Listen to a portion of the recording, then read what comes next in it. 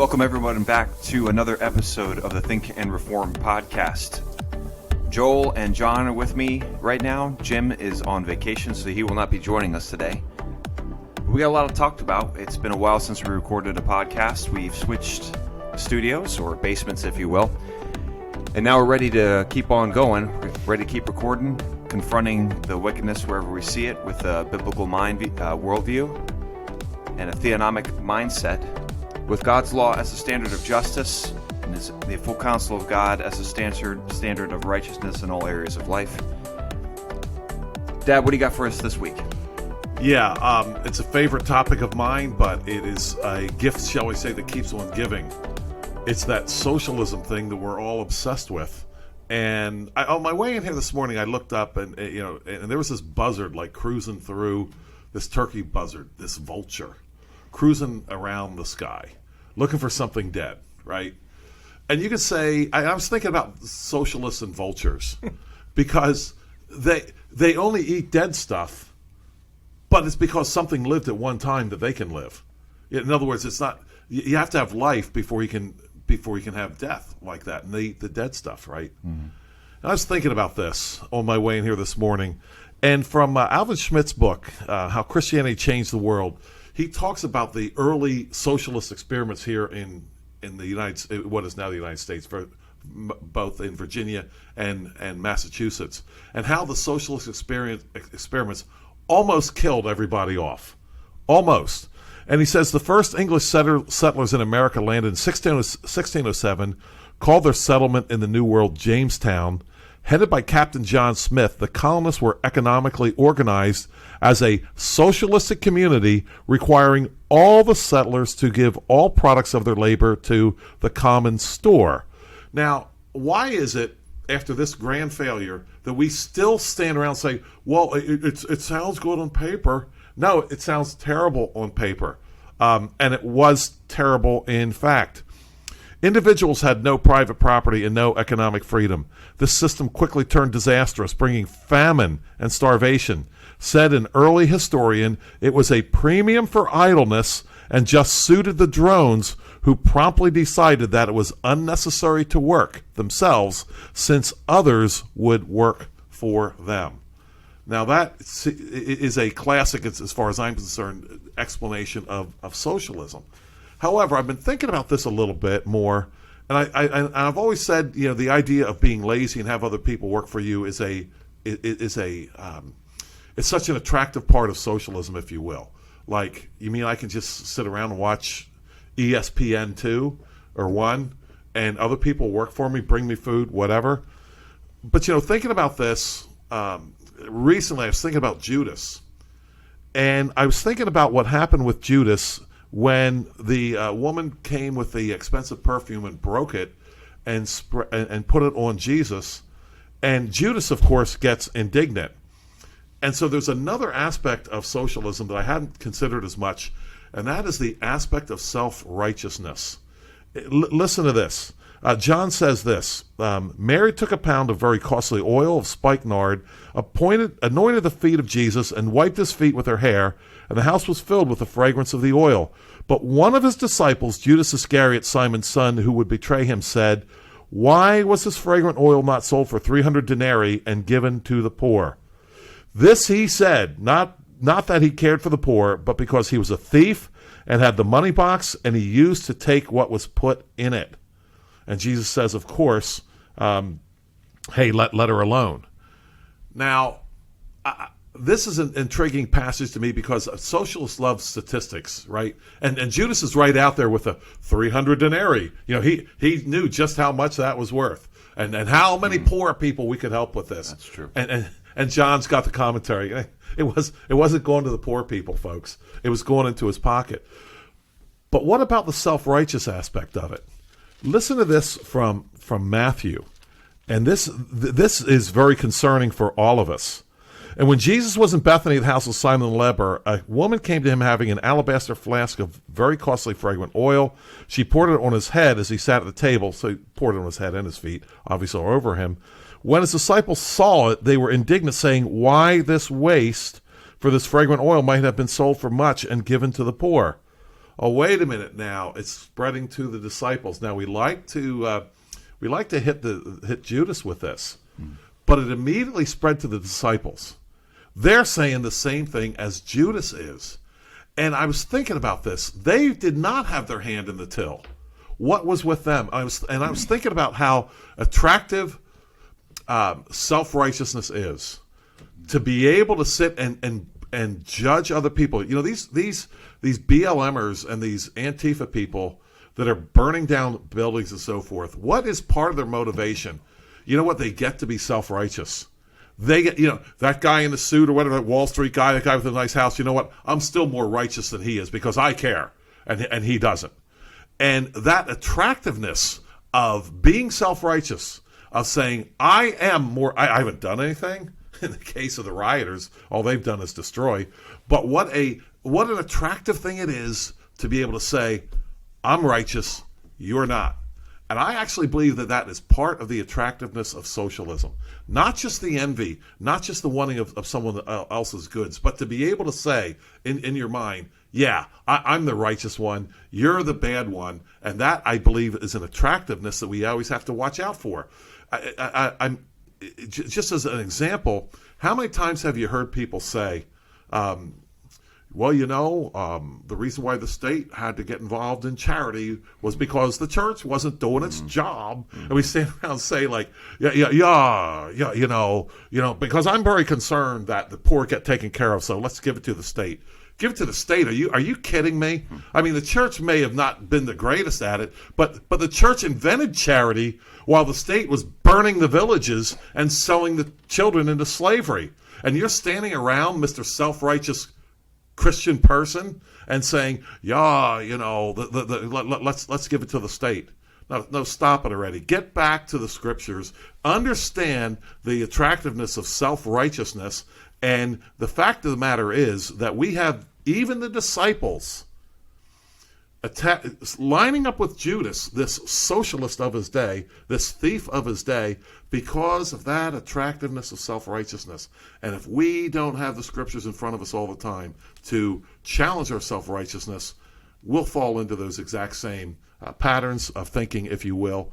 And the fact that, in the end, the fact is that socialism, I think, drives actually on two things: envy of my neighbor's goods, and that inside idea that in the end I'm actually better than you because I care and you don't. I think your analogy falls apart in the beginning about the vulture, because the vulture actually serves a purpose.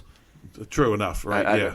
I want vultures around. Yeah, got to come up with something better. I saw a dead deer on the way in too, and I was hoping that the state would come and pick it up. Yeah, that's right. Before the vultures got it, big pile of vultures there. But yeah, hopefully it'll be that'll be picked up and eaten by the vultures eventually. But you're right, vultures do have some purpose, whereas the state, when it gets involved in the charity business, is much better at taking and terrible at giving. You talked about the people who find not working attractive. I think those are the low level socialists. I think those are the cage stage socialists. I think the real socialists are the ones who want to get to the top and want to kill people. Those are the real ones. I think the cage stage where it's like, I'm out of college and I don't feel like working. I think the man's been stealing from me my entire life and everybody owes me everything. I think he's the cage stage where he's like, I want other people to work for me and I want to make it look like I'm working and I'm not. And, Stalin and Mao, they weren't like all about having an easy ride. They weren't all about, I just want an easy life. They were about like, I want to kill people. I just want to kill people. I'm not happy unless people are dying. And like the TV show House of Cards, where Frank Underwood makes the comparison between the two types of politicians. There's a politician who wants the stick-built McMansion for millions of dollars in the best part of D.C., and then there's the politicians who want the old stone houses that have been there for years. And he said the first one wants the money, he wants the McMansion, he's all about the money. And then there's the other politician where he wants the stone, he's all about the power. And the socialists who care about like not working, they're all about the money. But then there's the socialists who care about killing people, and they're all about the power. Yeah, I think that's the ultimate power. You get to say who lives and who dies. Yeah. And Stalin apparently used to do that stuff. He got this great thrill because he was presented with these lists of people who were supposed to be killed because they were anti-revolutionary, against the Soviet state, whatever. Lists and lists of people, and he would have a good time. He'd just take his pen go through some of the, cross out some of the names. How cool! He just granted that person life. Yeah. What a guy. Yeah. And he loved doing that. Yeah. Yeah, I think there's a case to be made about the peer pressure that comes along with socialism. And I think that your self-righteousness idea is kind of the gravy on that. Think about when Peter got carried away with eating with the Judaizers. Yeah. Right? That was peer pressure. And there's an awful lot of that. And that your story about the other disciples piling on with the spikenard and, well, we should have sold it. Yeah, we should have sold it. It's a little bit of peer pressure, but the self-righteousness just greases that skid. So I don't know if it's the self-righteousness driving it or if it's just the one, I want to get along. I want to go along with everybody I'm running with. A couple weeks back, I wrote an editorial that we put up on our site about it's called A Smashing Good Time, about how I got carried away when I was a little boy. A bunch of guys picked up a pipe and they started smashing the gourds and the pumpkins that the farmers across the street had grown, and I didn't get up that morning thinking, gosh, I hope I can go out and destroy something. Mm-hmm. But everybody's running around and they were having such a good time. And I was the little guy. Well, give me the pipe. I want to. And I never got to do that. But it's that you get carried away with it. I think that's what happens in riots. I think that it's part of what happened with the disciples there as well. Yeah, I would say that where I'm coming from a little bit on this is some of the older stories I've seen on how communism became just so attractive to people, because envy, self-righteous, wanting my neighbor's goods, I think it's all mixed together here. Mm-hmm. But the idea that my neighbor, and Marx taught this, the reason why my neighbor has more than me is because somehow he stole it from me. Mm-hmm. Somehow. Mm-hmm. And so I have got to do the right thing, not the wrong thing. Right. Now think about the Christian ideals here. You don't take what's your neighbor. It doesn't matter if he has 1,000 candy bars and you have none. Okay, you don't steal from him if he owns 1,000 candy bars. Marx came along and said, no, do the right thing, steal his candy bars, because he must have stolen them from you sometime in the past. Mm-hmm. So it does become I want his stuff, but I think there is an appeal there somewhere. There's a weird moral appeal to go do the right thing. These people that are out, self-righteousness, these people that are out there burning down buildings, these rioters, they're not out there doing the wrong thing in their minds. Mm. They're doing the right thing. They're doing the right thing. They're the heroes in the story. Oh, yeah. Yeah. I thought they were shopping. Yeah. Yeah. And see, and we have been doing that. I remember during the Rodney King riots. You'll remember this, John.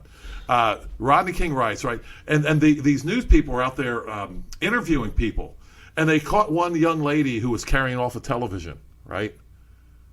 And they said to her, he said, "What are you doing?" "I'm taking this television." She's carrying it off, right? And back then it was before flat screen, so yes. It's pretty big, right? And the news reporter says, "Don't you know that this is wrong, right? This really was a while ago." And so, and mostly peaceful. Yeah, mostly. And the young lady was, I think, more perceptive than most modern people. She said, "Why not? It's all free anyway." She had apparently grown up on welfare, never saw the connection between working and saving and purchasing things.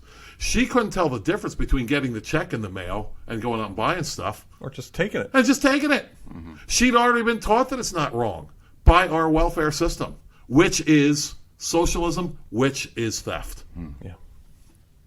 What do you got for us this week, John? Well, it's kind of the same thing about the self-righteousness idea. Two things happened, or two things came across my desk this week. I don't know this singer, this guy named Matthew West. I've heard of him. Yeah. Have you heard of him? Anyway, Matthew West yesterday apologized for the song that he put up that was called Modest is Hottest. Okay? He wrote a parody song for his daughters. Yes, I saw this. Okay. Yes, I did see this. And And he apologized already? Oh, it took it down. You cannot find it. Oh my goodness. Yep. What? Uh-huh. I thought it was funny. I hadn't seen it, but the backlash is unbelievable, and it's coming from Christians who are outraged that this guy would impose through this song his standards of modesty on their daughters, On their daughters. on their daughters. And so, he put it up as a joke. It starts out that modest is hottest, the latest fashion trend. Mm-hmm.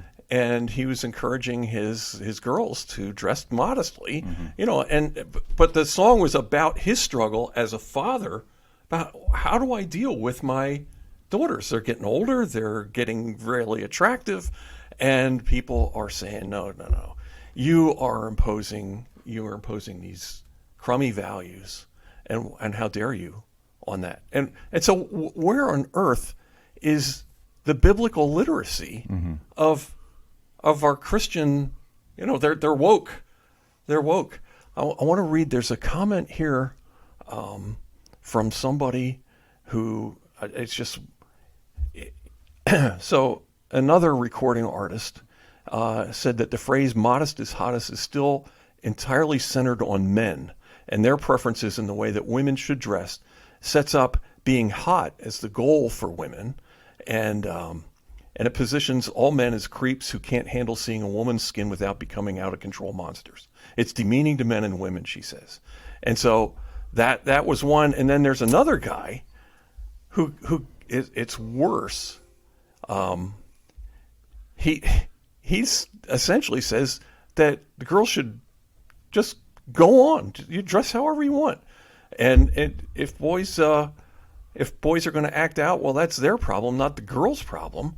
But how did he say it?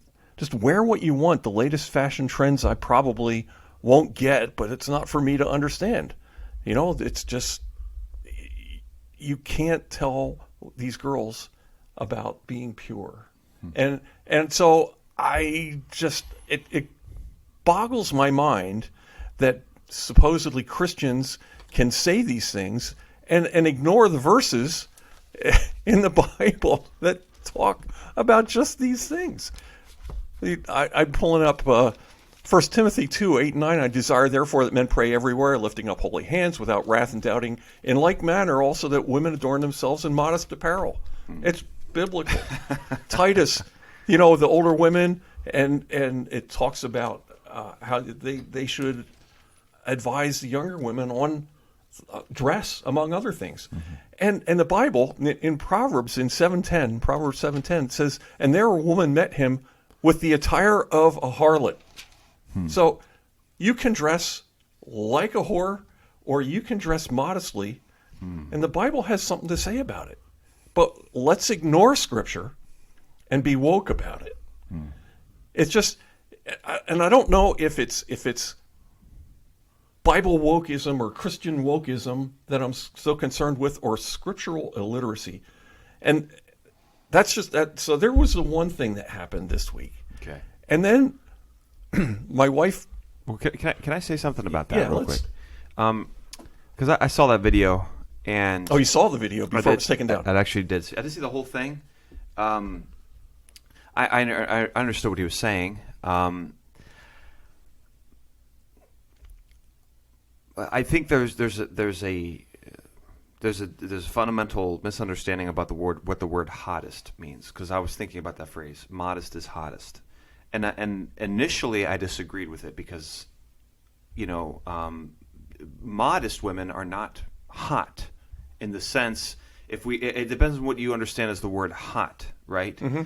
Usually when people say the word hot, it means sexually attractive, right? She's very hot. That means I'm physically attracted to her, right? Mm-hmm. Women dressing modestly is an attempt to curb that instant, sexual attraction, right? And to dress in a way that to not draw attention to their body, to that's. And so for people to say, well, modest is hottest, it's like no, modest is not supposed to be hot. You're missing the point. Yeah, it's the opposite. You're missing the point. Modest is not hottest. But then if you think about the word hot as being attractive, but not necessarily physically attractive, a Christian man is supposed to think long term about things. And when he sees a woman dressing modestly, he's got to look at that and think long term. Now, I get it. There's a lot of women out there that are cloistered, and they're all about living back in the Civil War era or the War for Independence. Yeah, Little House on the Prairie, and they want to make their own butter and make their own soap, and it's like, okay, there's a lot of women out there that are not attractive to men. They're just not because they don't come across as living in the real world. But a woman who is dressing modestly and knows how to dress herself, where she's still in style, but she's dressing modestly, is hot in this sense to a man who's thinking long term. Okay, I don't want to find a woman that I'm like physically, sexually attracted to, like in such a major way because of the way she dresses, because that's just telling me she's not respecting her body. I don't want a woman like that. Or respecting you. Or respecting you, or anyone else for that matter. Right. But if she is dressing modestly, I'm looking at a woman who's thinking about the way that she dresses and how it affects people, and that means she's mature. So that makes it attractive. So now we're back to hot again, right? So the understanding of what hot means to the world is different than what hot means to Christians. Hot, shouldn't mean, for the Christians, when we're talking about modesty, shouldn't mean how physically attractive you are. It should come across as how spiritually mature you are. That should be the message that a woman is trying to send in the way that she dresses. Not look how physically attractive I am. It's just part of the package. There's absolutely nothing wrong with being attractive, but you can catch somebody's eye if you're not attractive by dressing in an unusual way. Or in an immodest way. That's there's an attraction, but it's not the whole package. But if that's what you do, you're making it the whole package, and that's a problem. There's no doubt about that. But as a dad, you have to absolutely recommend that your daughters dress modestly. Yeah, I mean, if you're a dad, right, and so your daughter goes out and dresses immodestly and catches a man, right? Because of that, I mean, is this seriously what long-term relationships are built on? Yeah. Are you kidding me? Marriage and so forth. And so what's happening here is this person writing this is attacking marriage, because what he's saying was, I don't have a problem with going after whichever girl looks hot at the moment, is what he's doing. So he'll leave his wife. That you're not going to have a long-term marriage. He will leave his wife so soon for another hot girl whenever she gets a little older or whatever. How about when she gets pregnant, and just isn't quite as attractive? Well, whatever. Goodbye to her. Well, yeah, and I think that I didn't go through the whole article. The last critic that really said my daughters can dress however they want, he's making the point that just go be yourself, and as your dad, I'm going to love you no matter what. That was his point, but it's not the way you need to think about this topic. To shame somebody for having a little bit of fun with his girls with a little song that says "modest is hottest" it's just over the top. There's no discretion here. There's no discernment. But how in the world are we canceling the song? I mean, from Christians. Well, not just that, and then he caved. He caved right away. I mean, he caved within hours. Oh my word! Gosh. Wow. Well, just one more thing about that too, John. That Proverbs 7:10. There was a woman met him with the attire of a harlot and a crafty heart. She, not really the type of woman you want your son to marry if you're interested in grandchildren and a posterity. She was loud and rebellious. Her feet would not stay at home. Oh my word! Solomon, the wisest man who ever lived, cutting right to the core of what we value. We don't value. We now value women with the attire of a harlot who don't stay at home. But these people that like that, Solomon says, wisest man who ever lived, they don't have any understanding. Listen, right before, I saw among the simple, I perceived among the youths a man devoid of understanding passing along the street near her corner, and he took the path to her house. Mm-hmm. So the harlot woman who won't stay at home, who's attracting men through her dress, who does she attract? Men simple men, devoid of understanding. Think about that when you're attacking modest hottest. Yeah. Anyway, it's scripturally illiterate, and it's just woke. Mm-hmm. You know, it's okay. Kind of, can't we get along with these other people too? You know, here we are. We're Christians. We can cancel. We'll cancel people. Yeah, and then you got Nicki Minaj and Cardi B making these songs that I can't even repeat on here. Yeah. And they leave them up, no problem. Totally unashamed. What's the problem? Totally unashamed. And what Christians have a problem with it? Probably the Christians that have a problem with this song are probably like dancing away to Cardi B. Yeah, exactly. Useless. Hey, you know what? As Matt Terrell has said, and Matt's kind of funny because I don't know if you guys know this or not. He preached a sermon on and he identified worthless men, right? And some Christians got to say, you can't say anybody's worthless, right? And he's like, well, the Bible says it, right? Yeah. It's actually in the Bible, right? And he and I were talking recently, and he said there's a split coming in the visible church. I'm like, I can hardly wait. I mean, and these, yeah, I know what you're saying. These people that are like all upset at this song and call themselves Christians, get on the other side of the gulf, fast. Do not pass go. Do not collect $200. Get on the other side of the gulf and line up with the communists like you are. Like you are. Yep.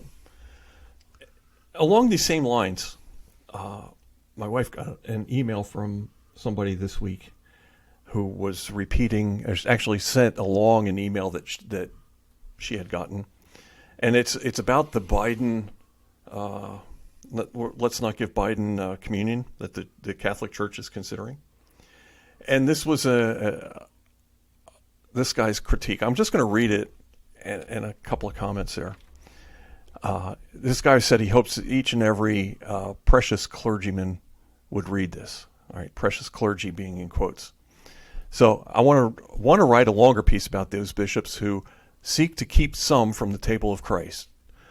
But for now, I will say this. It's not your table nor mine. Bishops, priests, etc. are neither the hosts, nor the bouncers, nor the ones who wrote the guest list.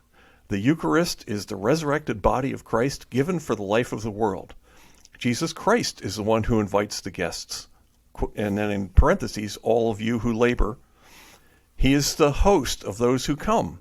He is the setter of the table, and he is the feast which is shared. Again in parens, take this all of you, this is my body, this is my blood. We are guests at the meal, and sometimes, by his calling, we're servers. So stay in your lane, please. The waitstaff doesn't get to exclude those who want to come. If you don't like the company Christ calls, and admittedly it is a ragtag bunch of sinners, one and all, it's you who need to leave the table, not them. So it's, if anybody presents themselves at the communion table, you got to serve them. It's not for you to say you're a sinner. And again, completely ignoring Scripture. The clergy has a huge responsibility in this. What is wrong with this guy? He wants to quote Scripture, but he doesn't know Scripture. In Hebrews 13:17 tells people, obey those who rule over you, and be submissive, for they watch out for your souls as those who must give an account. The clergy must give an account. Let them do so with joy and not grief, for that would be unprofitable for you. And so if Joe Biden shows up at the communion table and the bishop or the priest or the pope, for that matter, doesn't tell him about his sins, that's unprofitable for both the clergyman and Joe Biden, to allow him to wallow in his sin of, oh yeah, abortion's great, we should kill them all, is just unconscionable. What about the responsibility of the clergy? What do you think about the fact that Christ served Judas communion? There's a case to be made. You can make a case that before excommunication, official excommunication, official excommunication, you shouldn't. But if there's open and unrepentant sin as a clergyman, I think that you have to say something. Christ served. Did he serve communion? Some people believe that he did at the Last Supper because he dipped, Yes. There was a meal there, but see the term you use, open, is the one here, because open, the sin was not open yet. We know that afterwards they weren't serving Judas communion at all. In fact, they were throwing him out because the sin at that point was open. Yeah, and with Biden, that's the case. And you're right, John. I mean, I know we're talking about Roman Catholicism here, but this guy who writes this, does he care about Joe Biden's soul at all? Not at all. Yeah, and the rotten thing is, and this happens every time with these woke, wicked people. At the end, we're back. Yeah, we're back to. Guess who's throwing people out? Get right at the end. He's like, "Well, you're the one that you can't." Wait a minute. Yeah. You just went on and on saying that anybody can come, and you're not the one. Yeah. He's the one throwing them out. Hey, if you have that attitude, not thought crime. If you have that thought crime, according to me, we know who the standard is now. It's you. It's Bible schmibel. Absolutely. It just. And so it seems like to me, again, here's biblical illiteracy, Bible illiteracy, just on parade. The condescending attitude, and then the cherry picking of verses, and the hypocrisy. I'm Joe neo-Nazi skinhead. I'd like to take communion. That same guy is going to throw that guy out the door, feet first, head first, or bum first, whichever first, right? Yeah. He's not going to have all his sanctimonious nonsense. Yeah, right. What a hypocrite. Yeah. If anyone's a racist, they won't serve him. Yeah. They won't do it. That's right. If you say I'm a racist, give me communion, they'll be like, no, don't give me that. That's right. Yeah. Anyway, wicked hypocrites. It's everywhere. It's just driving me out of my mind. Wow. Okay, for this month, I saw. I like the way John closed down his computer. Case closed. Case We're closed. Done. I wanted to read this tweet from 6th of July. This is from John Piper. I don't know if you guys saw this one. 6th of July. Excuse me, July 12th. 6th. Wait a second. 06 July 12th. Oh, maybe it was July 2012? No, wait a second. It says 06 JUL 12, 11 a.m. From 2006. Oh, is it from 2006? I guess it is. It's an old one. But someone shared it recently, and it says from John Piper, prosperity cannot be a proof of God's favor, since it is what the devil promises to those who worship him. And he quotes Matthew 4:9, and it's the devil telling Jesus, "I'll give you all these kingdoms," and I'm just like that. To me that John Piper knows his Bible, but to me that sounds like somebody who's biblically illiterate would say something like that. And I want to read a passage from Job because Satan, the Bible, God, and prosperity come again together in many parts of the Bible. And I want to read this passage from Job chapter 1. Now there was a day when the sons of God came to present themselves before the Lord, and Satan also came with them. And the Lord said to Satan, "From where do you come?" Satan answered the Lord and said, "From going to and fro on the earth, and from walking back and forth on it."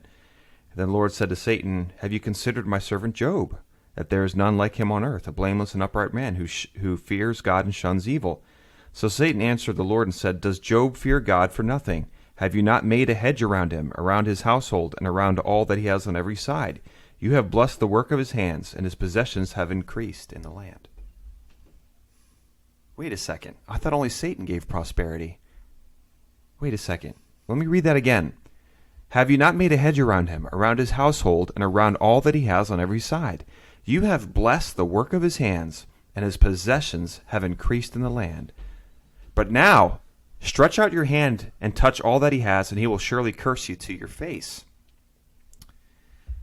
And I'm going to read the tweet from John Piper again. Prosperity cannot be a proof of God's favor, since it is what the devil promises to those who worship him. And here's the devil in Job accusing God of saying it's not fair that he loves you because you have, according to John Piper, given him prosperity. And here is Satan accusing God of, or accusing Job of saying it's not fair that he loves you so much. The reason he loves you so much is because you've blessed him. Now, if you take away all the blessings, the prosperity that you've given him, he's going to curse you. And so God says, okay, I'm going to give him into your hand. Here he is. He's yours. Do what you want. And what does Satan do? According to John Piper, he increases his possessions. He gives him more. Oh, American greed. It's the favorite ghost problem for pastors to attack from the pulpit. You know, it's wrong problem. We're just greedy, man, because we have all these possessions, and we're just like, we're so greedy. Oh my goodness. Let me preach a whole sermon on greed, and we don't even define what greed is. But you know, Americans have more. That means we're greedy. We just want more. How much is enough, John? Just a little more. But I look at this, and then when we get into Satan's hand, he doesn't increase our prosperity. Doesn't John know that the promise of Matthew 4:9 is a lie, and Satan cannot give you prosperity? Even if, like, hypothetically, has anyone even thought about hypothetically if Christ would have said, "Yeah, okay, I worship you," that Satan would have actually done that? That Satan would have actually like given him, "Oh, here you go." Like, has Satan ever given anybody anything? You know what I'm saying? Like, Satan cannot bless you. He cannot prosper you. Prosperity comes from the Lord. So, yes, a sign of the Lord's blessing is prosperity. Now, we read from Psalms that the wicked prosper, but that comes from the Lord. That doesn't come from Satan. God gives the increase, not Satan. Satan wouldn't know how to prosper an ant farm. Well, Christ said the thief doesn't come to steal, kill, destroy. Yes. That's what he's good at. That's what he's good at. That's what Satan does. And when God says, okay, here you go, you're in charge. Here's Job. And according to many Americans, Satan, if they didn't know the rest of the story, Satan would increase his possessions and turn his heart away from the Lord. No, it didn't. In fact, the possessions were turning Job's heart more and more towards the Lord. The possessions were turning Job towards God, according to Satan himself. So why would you say something like that? I mean, to me, that's biblically illiterate. Have you not read? Don't you look at societies where Satan is in control? The Indians that have never heard the gospel, have never been, the native peoples who have never been exposed. Do they have all these possessions? Do they have like this rich lifestyle with cars and airplanes and, the jet set attitude? No. They're running around in diapers with spears. When Satan is your God, he takes away your possessions. He destroys everything. I don't understand how a pastor who knows so much like that could say that prosperity, comes from Satan in any way, shape, or form. It just boggles my mind. I always go back to that example of when Steve Saint was trying to build that airstrip. And I tell this story all the time, but it's true. And they were trying to get out that log. They were trying to get out that stump. And they were trying to pull it out. The Indians were trying to pull it out. And Steve was like, okay, I'm going to grab a pole. I'm going to stick it underneath the roots. And then I'm going to start jumping up and down on the pole and use something amazing called leverage, which is totally normal for every single American that's ever lived. Totally normal for us to the concept of leverage, to utilize weight and gravity and leverage to get the stump out of the ground. Before he starts jumping on it, the Indians laughed at him and said, "What are you doing?" He said, I'm going to get the stump out using a different method. And they said, "No, you're not." So he started jumping up and down on the pole. The stump comes flying out, obviously. No surprise there. But to them, they were like, "What? How did you do that?" And he said, "We didn't get anything done for the rest of the day because we kept the Indians were going over with poles and sticking them under stuff and jumping up and down on them and showing their friends this new technology called leverage." Now, these these Waodani, they're from Ecuador, they either came from the Incas, they either came from the Aztecs, or they came from the Mayans, all of which knew about leverage. If you want to build those cool buildings they made, you had to know about leverage. Had to. How did they lose that technology? Because Satan was their god. He doesn't give the increase. He doesn't bless you in that way. He destroys everything. And I can't believe that anybody, especially John Piper, would say something, in my opinion, so ignorant. Yeah, well, it's like you said, it's a favorite whipping. If you don't have a topic and you're a pastor, you can drag out greed, right? And who's greedy? I'll tell you who's greedy. Anyone who has as a pastor, even anyone who has a little bit more than you, obviously greedy. And think about it. If you're in this country and you have a air conditioning in your house and a car and so forth, you're better off than 90 whatever percent of people that live in the world. But you're not greedy. And I think Piper is, frankly, falling into that type of a thing, really.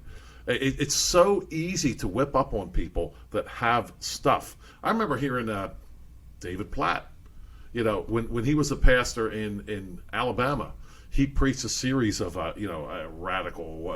radical Christianity, right? And I heard a couple of his sermons, and he's talking about all this stuff, that we have. And it was really a vague sermon. It was vaguely directed at people that have stuff.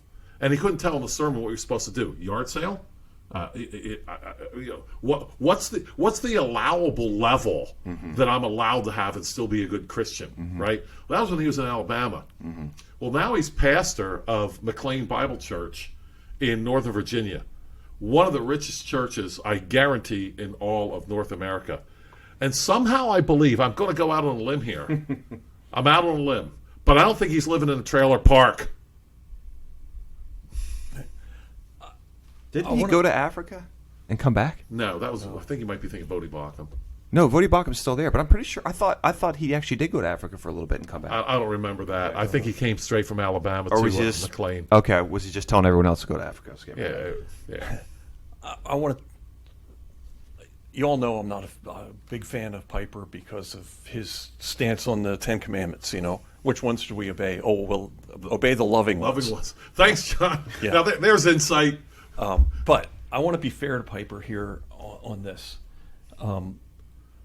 The tweet that you read there, Luke, he said that prosperity doesn't prove God's blessing, and that itself can be true. Yeah, that part of it. It can be true. I agree. And I think what happened is whoever tweeted that out is the person that you have your problem with, because I think that person is making a jump that says that Piper is saying prosperity, although it doesn't prove it, I don't think Piper said it's never because God didn't bless somebody. He said prosperity doesn't prove God's blessing. You can't look at your prosperity and say, well, obviously God doesn't have a problem with me because I'm prosperous. Right. All right. It seems to me if he would have just stopped at the first half, we'd be good. Yes, exactly. That's what I'm saying. That's true. It's not the first half. True. It's the second half. But I think that the person who's tweeting this is making it an either or. Either God blesses you or the devil blesses you. I think that the person tweeting that has that intent. I don't know that Piper had that intent. And I just want to be fair to Piper on this. Yeah, well, I mean that's a good observation. Thank you for pointing that out. But let me be clear. Yep. Prosperity cannot be a proof of God's favor. I agree. Fair because enough. Right. many people, they go there. Yes, many righteous and godly people who are 10 times more godly and righteous than everybody in this room have a lot less than us. Oh, right? Yeah. So that's true. But if, like you said, if you just would have stopped there, since it is what what the devil promises to those who worship him.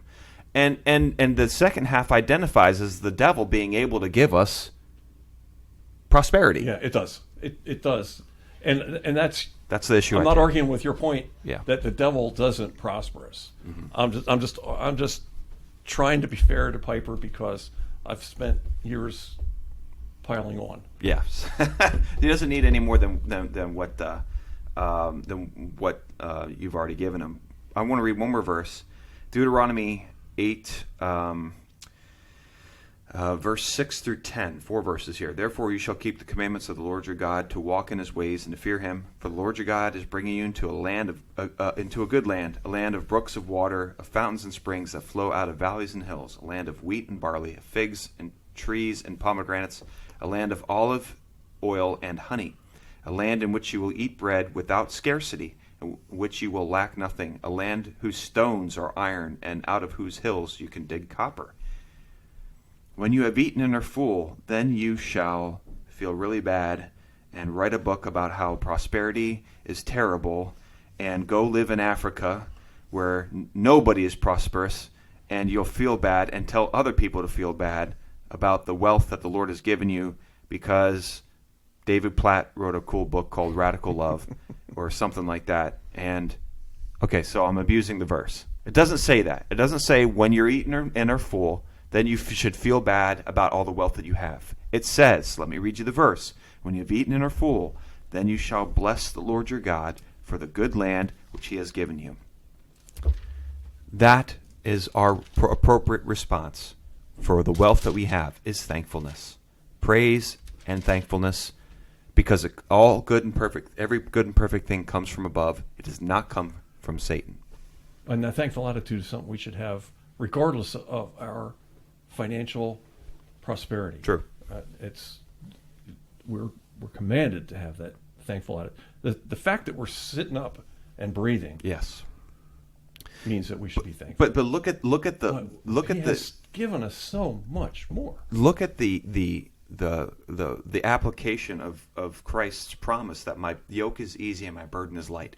When I give you these things, the appropriate response is not to whip yourself because you're such a bad person. Yeah. Or because you're white. Or because you're white. The appropriate response is to say thank you. That's all I want from you. Yeah. In this situation, when you have all this stuff, yeah. I don't want you to go out and fight a war. I don't want you to give half of it to the poor. I want you just to be thankful. That's the yoke is easy and my burden is light. That's the appropriate response. Every other religion, when you have all this stuff, is either to throw it in God's face and say, I got it because of who I am, or it's to feel bad and destroy it and give it all away and say, ooh, physical Adam's bad. You know what I'm saying? Yeah, it's a dualism. My fellow pastor, Ron Kranz, has encouraging us to some of his fellow pastors to consider a month of repentance and try to think what that looks like. Because honestly, as a pastor, it's sometimes a hard thing for me to get my arms around. I mean, personally, yes, I get that. I shouldn't have said that. I shouldn't have done that. What's it look like more corporately? And so we're trying to think that through. And he threw out a verse here last week from Ecclesiastes 11. Cast your bread upon the waters, for you will find it after many days. Give a serving to 7 and also to 8, for you will not know what evil will be on the earth. There's a reason why we accumulate stuff, right? You don't know what evil is going to be on the earth. But I'm really intrigued with that, giving a portion to 7 and even to 8. That is really serious production. That is like, wow. And you know what? You turn in a godly society. See, the socialists, all they can do is divide up the pie. They can't create a pie. Mm-hmm. We have 77 years of Soviet communism, and what did they give us? The AK, right? A gun. And didn't they throw that guy in prison after a while too because he's getting too much popularity, right? But you have a free society, a godly society of people that govern themselves. Ecclesiastes is saying they can actually support 7 or 8 other people. And that's one of the reasons why we love freedom under Christ. Because in that way, we really can love and serve our neighbor. The only way to love and serve our neighbor is to properly understand and apply the principles of God's Word, the full counsel of God in all areas of life. This has been another production of the Mid-Atlantic Reformation Society Think and Reform podcast. This is Joel and John and Luke saying thank you everybody for listening, and we will see you guys next time. Next time.